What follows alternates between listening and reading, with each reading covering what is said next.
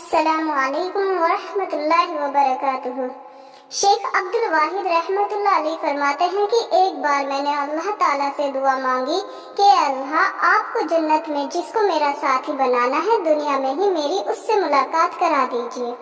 فرماتے ہیں کہ مجھے خواب میں بتایا گیا کہ حبشہ کی رہنے والی ایک عورت میمونہ ہے جو جنت میں تمہاری ساتھی بنے گی۔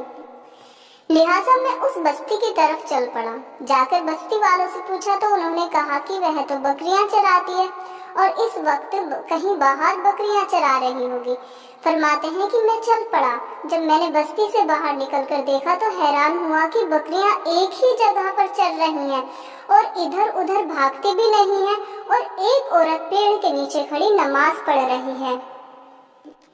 جب میں نے غور کیا تو میں نے دیکھا کہ جہاں بکریاں چل رہی تھیں وہاں اس چارگاہ کے کنارے کچھ بھیڑیے بیٹھے نظر آئے۔ ان بھیڑیوں کی وجہ سے وہ بکریاں کہیں باہر نہیں بھاگ رہی تھیں اور ایک ہی جگہ پر چل رہی تھیں۔ جب اس عورت نے سلام پھیرا اور مجھے دیکھا تو کہنے لگی، عبد الواحد، اللہ رب العزت نے ملاقات کا وعدہ تو جنت میں کیا ہے، تم پھر دنیا میں کیا کرنے آ گئے؟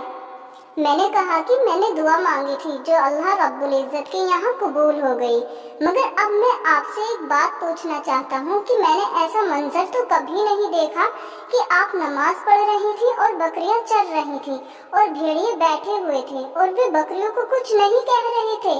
مجھے اس کا راز سمجھ میں نہیں آ رہا ہے۔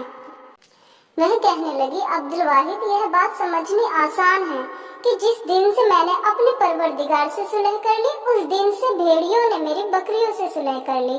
معلوم ہوا کہ فَاذْكُرُونِی أَذْكُرْکُم کا ایک مطلب یہ بنا کہ اے بندو تم مجھ سے صلح کر لو، میں مخلوق کی تمہارے ساتھ صلح کر دوں گا۔